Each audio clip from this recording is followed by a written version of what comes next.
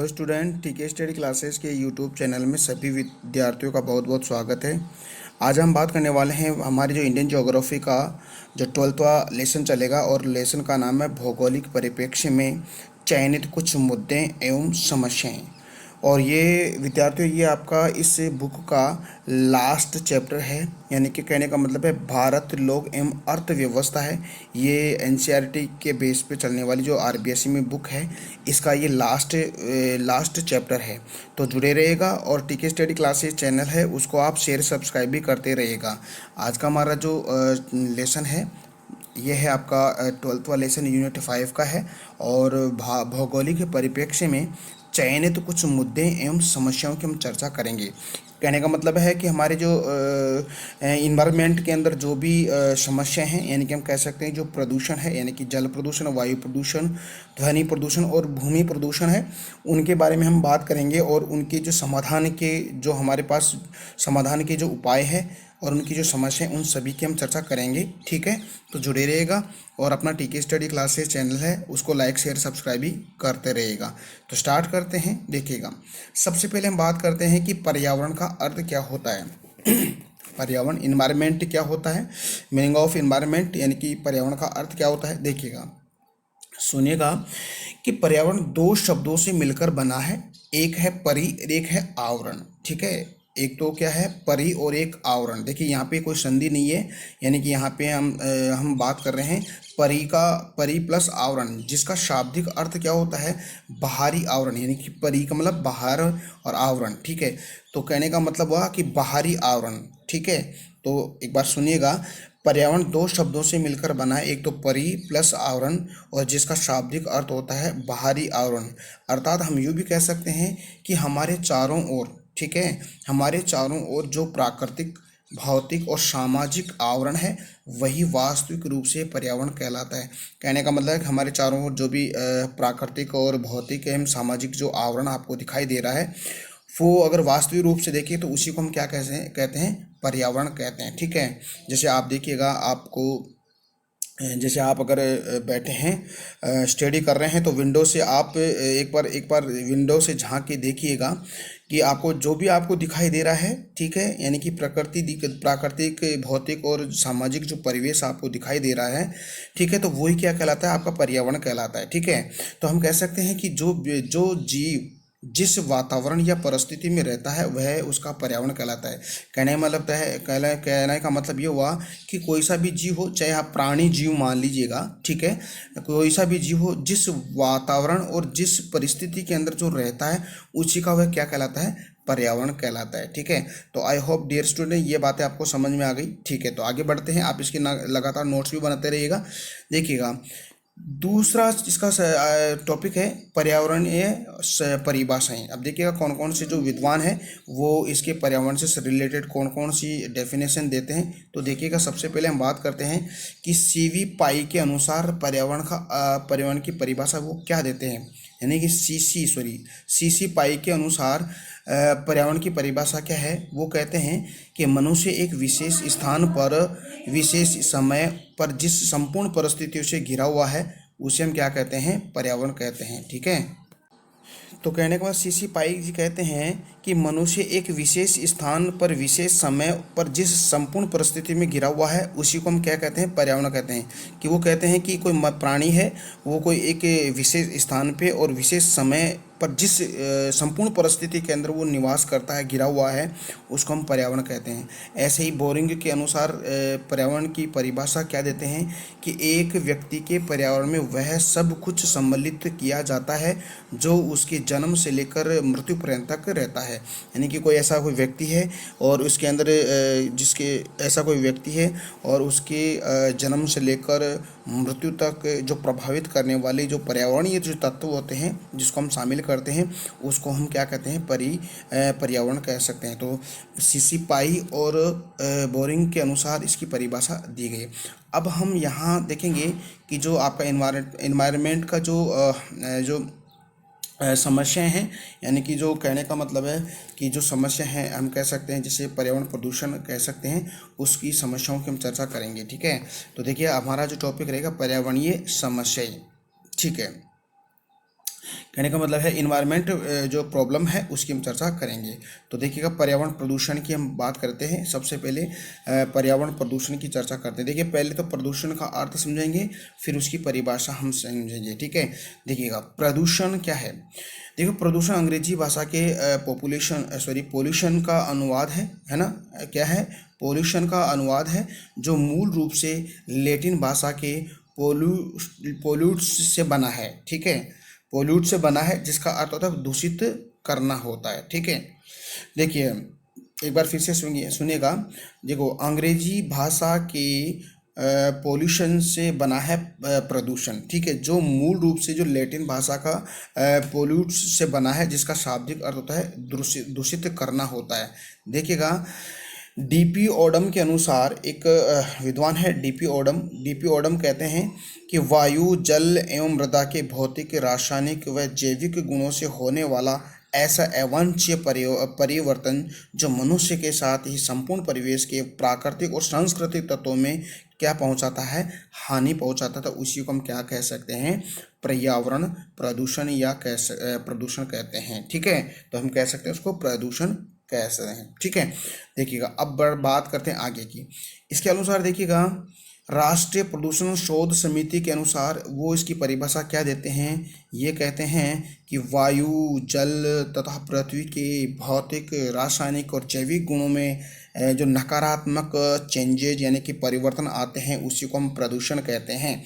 जैसे मान लेते हैं कि वायु के अंदर, जल के अंदर, पृथ्वी के जो भौतिक जो तत्व होते हैं उनमें और रासायनिक एवं जैविक गुणों में अगर नकारात्मक परिवर्तन आता है, यानी कि कहने वाला मतलब इनके गुणों में कमी आती है, तो उसको हम कह सकते हैं प्रदूषण कहते हैं। तो राष्ट्रीय प्रदूषण शोध समिति के अनुसार इसकी डेफिनेशन ये देते हैं, ठीक है।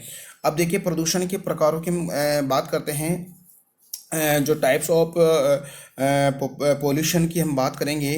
देखिएगा क्या है, वायुमंडल, स्थलमंडल, जलमंडल के जीवन युक्त भागों के संयुक्त क्षेत्रों को हम क्या कहते हैं, जैव मंडल कहते हैं। देखिएगा जहाँ पर वायुमंडल है, वहाँ पर जहाँ पर स्थलमंडल है और जहाँ पर जलमंडल है, इन तीनों को मिलाकर हम क्या देते हैं, जैव मंडल। यानी कि अगर जिस क्षेत्र में ये तीनों वायुमंडल, जलमंडल और स्थलमंडल पाया जाता है, तो वो जैव मंडल कहलाता है। जहाँ पर जीवों की उत्पत्ति हुई हो, जीव वहाँ पर निवास करते हो, उनको हम जैव मंडल कहते हैं, ठीक है। तो देखिएगा मानव द्वारा की गई समस्त प्रकार की गतिविधियों से बने प्रदूषण ने जैव मंडल के इन सभी भागों को क्या करता है, इफेक्टिव किया है, यानी कि प्रभावित किया है। हम कह सकते हैं मानव द्वारा की गई समस्त प्रकार की जो गतिविधियां हैं, ठीक है, हम कह सकते हैं कि मनुष्य की गतिविधियों के द्वारा ही तो दोस्तों प्रदूषण होता है। कहने का मतलब ये हुआ कि जैसे जल है, जल के अंदर अपशिष्ट पदार्थों को ऐसे ही बहाना या उसके अंदर मिक्सअप कर देना, मिश्रित कर देना, जिससे क्या होता है कि जल की जो पौष्टिक जो गुण होते हैं वो नष्ट हो जाते हैं, तो उसी को हम क्या कहते हैं, जल प्रदूषण कहते हैं। तो कहने का मतलब ये हुआ कि मानव द्वारा की गई समस्त प्रकार की जो गतिविधियां हैं, जिससे बने गतिविधियों से बने प्रदूषण जो जैव मंडल के इन सभी भागों को क्या करते हैं, प्रभावित करते हैं, तो उसी को हम क्या कहते हैं, प्रदूषण कहते हैं। देखिएगा प्रदूषकों की प्रकृति के आधार पर प्रदूषण को विभिन्न प्रकार से समझा जा सकता है। तो कह सकते हैं वायु प्रदूषण हो सकता है, जल प्रदूषण हो सकता है, ध्वनि प्रदूषण हो सकता है, यानी कि मृदा या भूमि प्रदूषण हो सकता है। तो आपके सिलेबस में ये 4 प्रदूषण है, तो इन 4 प्रदूषण के बारे में हम पढ़ेंगे। वैसे काफ़ी प्रदूषण है, ठीक है, तो अब 4 प्रदूषण के बारे में चर्चा करेंगे, ठीक है। तो स्टूडेंट जुड़े रहेगा और अपना जो टीके स्टडी क्लासेस चैनल है उसको लगातार शेयर सब्सक्राइब भी करते रहेगा और साथ ही इसके नोट्स भी बनाते रहेगा। तो सबसे पहले हम बात करते हैं वायु प्रदूषण की, हम चर्चा करेंगे। देखिएगा वायु प्रदूषण क्या होता है। देखिए वायु में उपस्थित सभी प्रकार की गैसों के अनुपात में होने वाले परिवर्तन को हम क्या कहते हैं, वायु प्रदूषण कहते हैं। कि जो वायुमंडल है या वायुमंडल के अंदर जो उपस्थित सभी प्रकार की जो गैसें होती हैं उनमें उनके अनुपात में जो अनुपात के अंदर जो परिवर्तन चेंजेज आ जाता है, उसी को हम वायु प्रदूषण कहते हैं, जो जीव जगत को बहुत ही ज़्यादा प्रभावित करती है। ठीक है, तो याद रखना है कि वायुमंडल है जिसमें उपस्थित जो गैसें हैं उनमें उनके अनुपात के अंदर परिवर्तन आ जाता है, तो उसको हम कहते हैं वायु प्रदूषण कहते हैं, और जो हमारे जीव जगत के लिए बहुत ही ज़्यादा प्रभावित करती है ये। ठीक है, देखिएगा अनुपात में वृद्धि की बात करते हैं। देखिएगा देखिएगा वायुमंडल में उपस्थित गैसों का निश्चित अनुपात होता है, यानी कि कोई भी जैसे वायुमंडल में कोई सी भी गैस होती है उसमें एक निश्चित अनुपात होता है उसके अंदर उस गैस का। तो अगर उस गैस का अनुपात है, अगर उसके अनुपात में अधिक वृद्धि हो जाती है तो वायु प्रदूषण हो जाता है, और कमी आ जाती है तो भी वायु प्रदूषण हो जाता है। देखिएगा सबसे पहले बात करते हैं कि नाइट्रोजन। ठीक है, नाइट्रोजन है उसको आपका उसका प्रतीक है N2। ठीक है, और इसका जो वायुमंडल में जो इसका परसेंट है 78.08% वायुमंडल में नाइट्रोजन है।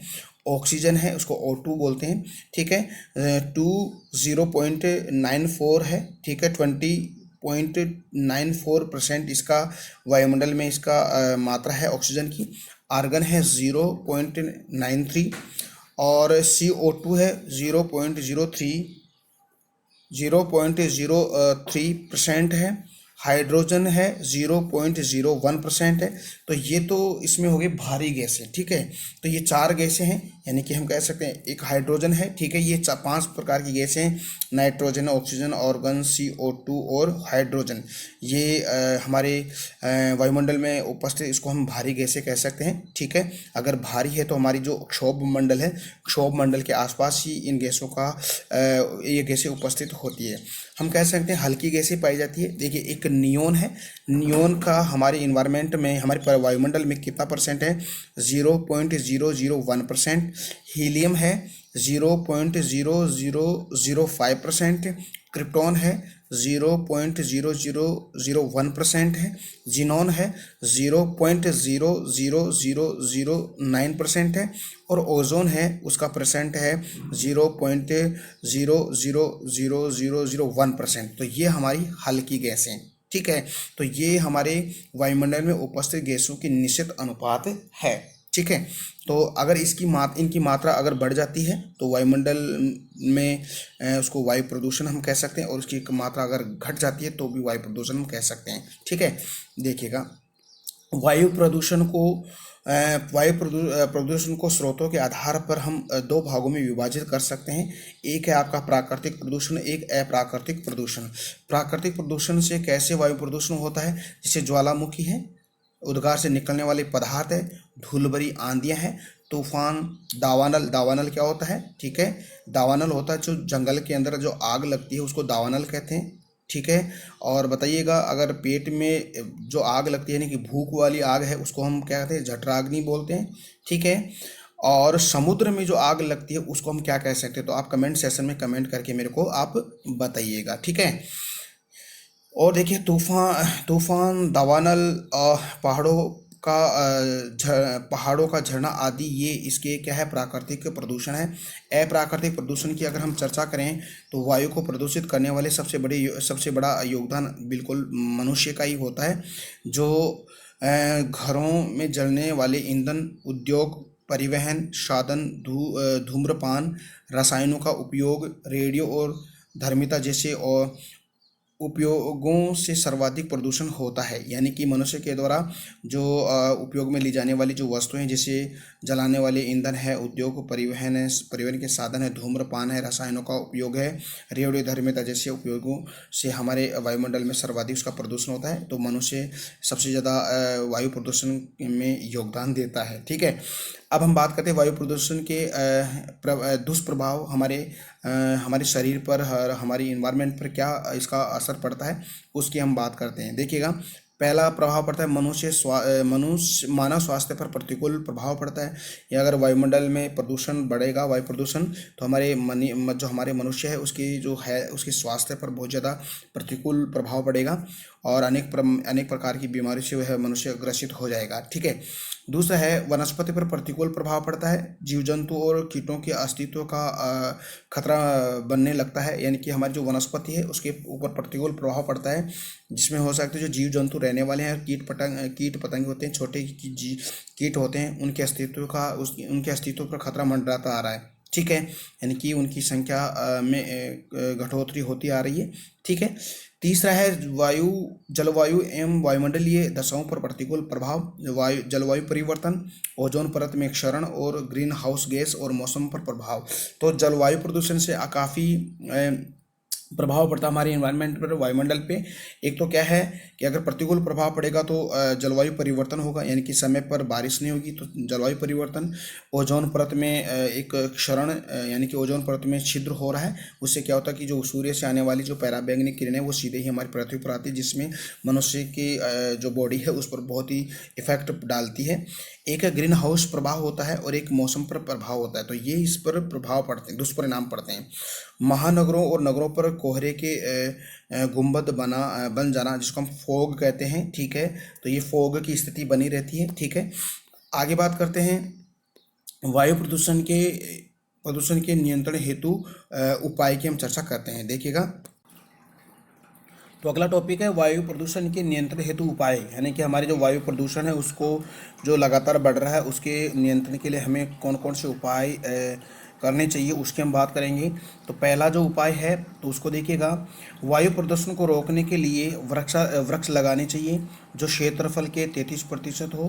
गांव नगर के आसपास हरित पेटी का विकास किया जाए। ठीक है, कहने का मतलब हुआ कि जो पहली वन नीति 1952 के अनुसार भूभाग के 33% भाग पर क्या होना चाहिए, वन होने चाहिए। तो जिससे क्या होता है कि वृक्ष लगाने से जो जो बारिश वगैरह है वो टाइम पे हो जाती है। ठीक है, और गांव नगर के आसपास हरित पेटी का विकास करना चाहिए, यानी कि ग्रीनरी होनी चाहिए, कहने का मतलब है।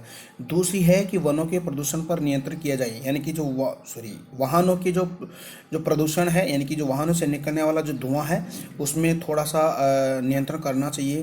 जैसे हम कह सकते हैं पेट्रोल डीजल की जगह हमें सौर ऊर्जा, बैटरी चालित विद्युत इंजन जैसे उपयोग किए जाने चाहिए। ठीक है, यानी कि आजकल तो क्या है कि सौर ऊर्जा चालित जो वाहन आने लगे हैं तो उनका प्रयोग हमें कर लेना चाहिए। ठीक है।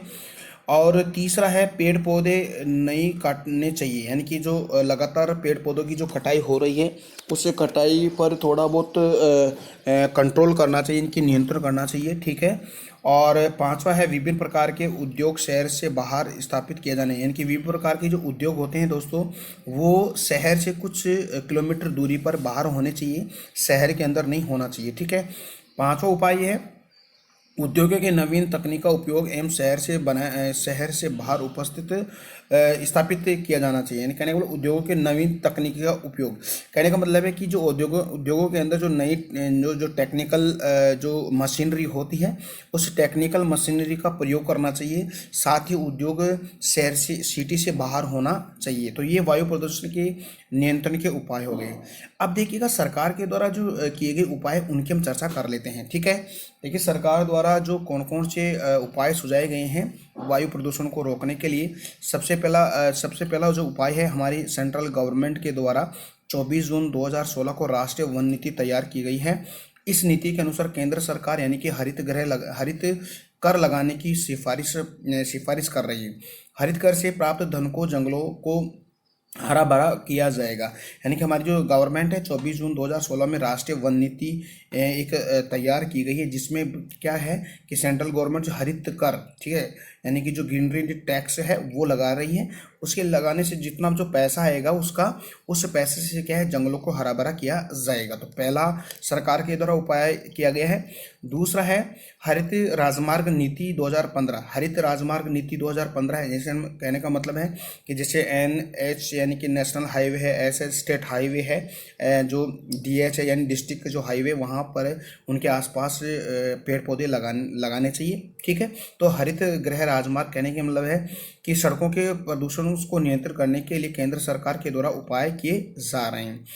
तीसरा उपाय सरकार के द्वारा क्या सुझाया जा रहा है, देखिएगा, जो हमारी भारत सरकार के द्वारा गाड़ियों के प्रदूषण को रोकने के लिए देश में 1 अप्रैल 2017 को BS4 ग्रेड का फ्यूल पेट्रोल अनिवार्य कर दिया है और 1 अप्रैल 2020 से BS4 ग्रेड के स्थान पर BS5 ईंधन की आपूर्ति का आश्वासन दिया है।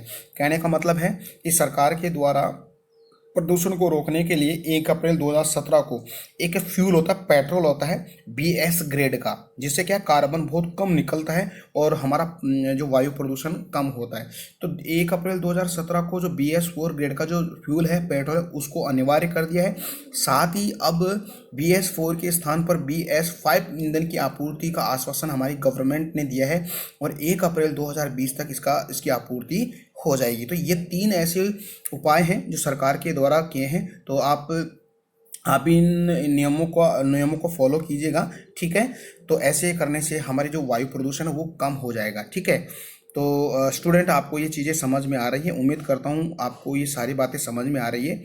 तो स्टूडेंट, आप ना अपने जो भी रिलेटिव हैं, जो भी आपके फ्रेंड सर्किल है, तो वहाँ पर अपना जो चैनल है उसके लिंक को शेयर कीजिएगा, ठीक है।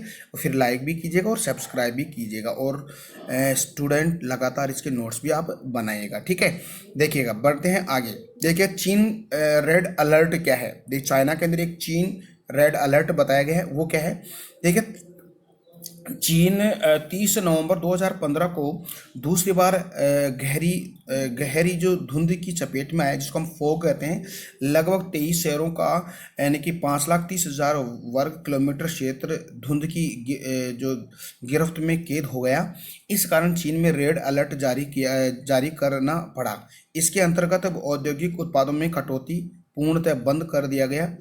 जो ट्रकों का आवागमन तथा 200 से ज़्यादा एक्सप्रेस हाईवे पर यातायात बंद कर दिए गए हैं, ठीक है। जिससे क्या होता है कि फॉग की स्थिति हो जाती है। मैं आपको कहूँ कि अगर आप दिल्ली जाओ तो इसका फॉग का बहुत ज़्यादा इफेक्ट पड़ रहा है हमारी दिल्ली पर, ठीक है। तो वहाँ पर क्या है, वाहनों के प्रदूषण से क्या है कि जो एक लेयर जम जाती है वहाँ पे, यानी कि कुछ हाइट पर आसमान में, तो उससे क्या होता है कि जो सूर्य की किरणें हमारी पृथ्वी तक नहीं पहुँच पाती है। तो इसको कम करने के लिए, जैसे इसको कम करने के लिए एक रेड अलर्ट घोषित कर दिया जाता है, ठीक है। और वाहनों से निकलने वाला जो धुआं है और ट्रकों के आवागमन, या हम कह सकते हैं कि जो भी एक्सप्रेस हाईवे है, उनको कुछ समय के लिए उसको बंद कर दिया जाता है। उसको हम कहते हैं रेड अलर्ट कहते हैं। तो ऐसा चाइना के अंदर पहली बार किया गया, ठीक है। तो आप दिल्ली में जाइएगा, आपको पता चल जाएगा कि फॉग क्या होता है, ठीक है। बात करते हैं आगे। तो ये तो हो गया आपका वायु प्रदूषण। अब हम जल प्रदूषण की बात करते हैं। देखिएगा, जल प्रदूषण क्या है, ठीक है। जल प्रदूषण होता क्या है, यानी कि जो हमारे जो जल है उसमें जो भौतिक, रासायनिक और जैविक जो पदार्थ होते हैं, उनकी गुणवत्ता में जो कमी आती है, तो उसी को हम क्या कहते हैं, जल प्रदूषण हम कह सकते हैं। और जल प्रदूषण कैसे फैलता है वो तो आपको पता ही है, ठीक है। देखिएगा, जल के भौतिक, रासायनिक और जैविक विशेषताओं में होने वाले अवांछित परिवर्तन, जिससे मानव और समस्त जीवों पर बुरा प्रभाव पड़ता है, जिसको हम क्या कह सकते हैं, जल प्रदूषण हम कहते हैं। बात करते हैं आगे। जल की रासायनिक, भौतिक और जैविक विशेषताएं, यानी कि जल की रासायनिक, भौतिक और जैविक विशेषताओं मुख्यतः जो मानवीय क्रियाओं से गुणवत्ता के अंदर जो गिरावट आती है जल की, उसको हम क्या कहते हैं, जल प्रदूषण कहते हैं, ठीक है।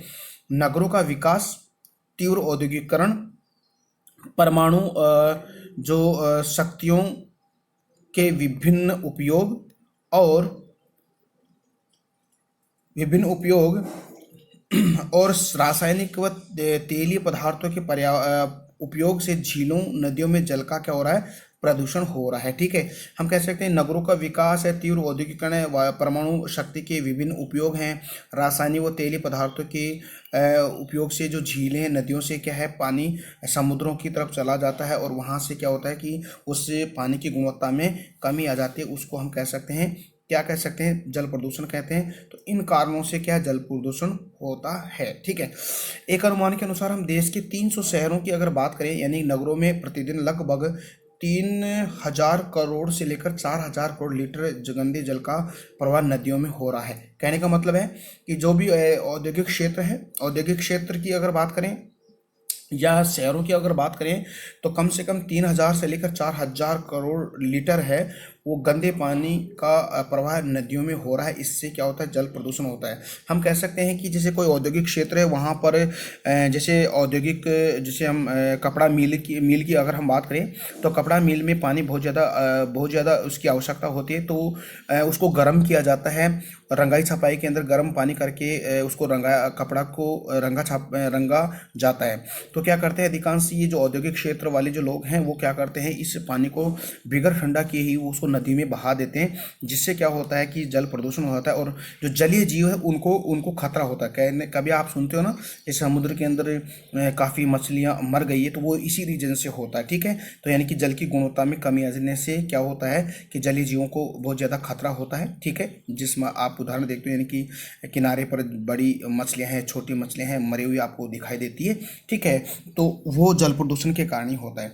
यूएनओ जो आपका यूनाइटेड नेशंस ऑर्गेनाइजेशन है, यूएनओ यानी संयुक्त राष्ट्र संघ की एक रिपोर्ट के अनुसार शुद्ध पानी के अभाव में विश्व में 2300 लोग बिल्कुल प्रतिदिन मर रहे हैं। हम कह सकते हैं कि शुद्ध पानी नहीं है और गंदा पानी पीकर लोग अगर पूरे विश्व की चर्चा करें तो 2300 लोग प्रतिदिन इस प्रदूषित पानी को पीकर मर रहे हैं। ठीक है, तो ये तो आपका जल प्रदूषण हो गया। अब जल प्रदूषण के बचाव के उपायों की हम चर्चा करते हैं।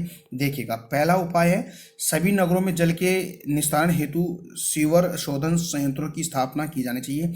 कि अगर आप शहरी क्षेत्र में जो पानी का निस्तारण कर रहे हो, जो उसका निकास कर रहे हो, तो उसके लिए सीवर शोधन संयंत्रों की स्थापना होनी चाहिए। दूसरा है रासायनिक कृषि के स्थान पर जैविक खाद की खेती को प्रोत्साहन देना चाहिए। बिल्कुल सही बात है कि जैसे रासायनिक जो कृषि करते हैं, यानी कि हम कह सकते कीटनाशक दवाओं के माध्यम से हम एग्रीकल्चर करते हैं, जिससे क्या होता है कि उसमें जल के अंदर जो कीटनाशक दवाओं से क्या है, उस जल बहुत ज़्यादा प्रदूषित हो रहा है। इसके स्थान पर रासायनिक खेती के स्थान पर हमें जैविक खेती यानी कि जो देसी खाद के आधार पर हमें एग्रीकल्चर करना चाहिए। तीसरा है औद्योगिक अपशिष्ट युक्त जल की उपचारित कर ही उनको पुनः उपयोग किया लिया जाना चाहिए। तो औद्योगिक क्षेत्र के अंदर जो अपशिष्ट युक्त जो जल होता है उसको उपचारित करके पुनः औद्योगिक क्षेत्र में ही काम में लेना चाहिए, इसको ऐसे बहाना नहीं चाहिए। और मृत पशुओं को नदी में या सीवरेजन पर पूर्ण प्रतिबंध लगाना चाहिए। यानी कि कहने का नदियों के अंदर जो पशुओं को नहलाते हैं, ठीक है, तो वैसा हमें नहीं करना चाहिए। ठीक है, तो देखिएगा 300 300 गंगा नमा 300 नमामि गंगे प्रोजेक्ट लॉन्च। देखिएगा, हमारे जो नदियों के पानी को शुद्ध करने के लिए, उसके प्रदूषण को रोकने के लिए हमारी सरकार के द्वारा 300 नमामि गंगे प्रोजेक्ट लॉन्च किया है। जो हम कह सकते हैं कि गंगा नदी की सफाई के लिए ये लॉन्च किया गया ये प्रोजेक्ट। तो ये क्या प्रोजेक्ट है, देखिए, भारत सरकार ने 7 जुलाई 2016 में देश में लगभग 300 प्रोजेक्टों को एक साथ शुरू किया है, जो गंगा नदी के किनारे शुरू किया गया था। इस प्रोजेक्ट के तहत घाटों का आधुनिकीकरण करके, यानी जो घाट होते हैं ना नदी के किनारे, उनका आधुनिकीकरण करने के साथ साथ किनारों पर क्या कर रहे हैं, वृक्षारोपण किया जाएगा। ठीक है, तो ये तो हमने बात कर ली है जो जल प्रदूषण उसकी बात, यानी वायु प्रदूषण और जल प्रदूषण की बात कर ली। अब तीसरा हमारा जो टॉपिक है ध्वनि प्रदूषण है। ध्वनि प्रदूषण की हम चर्चा करते हैं। देखिएगा, ध्वनि प्रदूषण क्या होता है उसकी अगर हम बात करें, जब ध्वनि की तीव्रता कर्णप्रिय स्तर से अधिक हो, कहने का मतलब है जो ध्वनि यानी कि जो आवाज़ होती है उसकी जो तीव्रता होती है कर्ण यानी कि कानों को अच्छी लगने वाली से स्तर से अधिक हो, ठीक है, तो उसे शोर की संज्ञा दी जाती है, यानी कि आवाज़ बहुत ज़्यादा शोर हो रहा है। ठीक है, इससे शोर से मानव में बेचैनी और अशांति उत्पन्न हो जाने की स्थिति को हम क्या कह सकते हैं, उसको ध्वनि प्रदूषण कह सकते हैं। कहने का मतलब है कि ध्वनि प्रदूषण क्या होता है कि हमारी जो कानों को ऐसी आवाज़, ऐसी ध्वनि जो कानों को कर्णप्रिय यानी कि कानों को अच्छी ना लगे, ठीक है, तो उसी को हम क्या कहें, ध्वनि प्रदूषण कह सकते हैं। तो ध्वनि प्रदूषण से क्या होता है कि हमारे शरीर में जो बेचैनी है वो आ जाती है, और अशांति उत्पन्न हो जाती है, जिसको हम ध्वनि प्रदूषण कह सकते हैं। देखिएगा, ध्वनि तीव्रता मापने की जो इकाई होती है वो डेसिबल होता है। ध्यान दीजिएगा, ध्वनि को मापने की जो इकाई होती है वो डेसिबल कहते हैं। कहने का मतलब है 80 से 120 डेसिबल से अधिक की सभी ध्वनियाँ क्या कहलाती है? ध्वनि प्रदूषण कहलाती है। यानी कि 80 से लेकर 120 तक की जो ध्वनि होती है या इससे ऊपर वाली ध्वनि होती है, डेसिबल में होती है, वो उसको ध्वनि प्रदूषण के रूप में हम ले सकते हैं। ठीक है, ध्वनि प्रदूषण के कारण क्या हो सकते हैं? देखिएगा, पहला कारण से वायुयानों यानी वायुयानों के द्वारा जो आपके हवाई जहाज वगैरह या जेट विमानों के द्वारा आवाज़ आती है, उससे ध्वनि प्रदूषण होता है। औद्योगिक क्षेत्र में ध्वनि प्रदूषण, और स्पीकर वगैरह लगाते हैं, ठीक है। और परिवहन के साधनों से क्या होता है? ध्वनि प्रदूषण होता है। हानि क्या होती है ध्वनि प्रदूषण से, उसको हम देख लेते हैं। देखिएगा, ध्वनि प्रदूषण से हानि है। ध्वनि प्रदूषण से मानव के मस्तिष्क पर प्रतिकूल प्रभाव पड़ता है। बिल्कुल सही बात है, हमें हमारे मस्तिष्क पर बहुत ही प्रतिकूल प्रभाव पड़ता है, जिससे चिड़चिड़ापन आ जाता है, बहरापन आता है और श्रवण शक्ति कमजोर है, सुनने की शक्ति बहुत ज़्यादा कमजोर हो जाती है, कम सुनने लग जाते हैं, जिससे व्यक्ति पागल की तरह व्यवहार करने लगता है।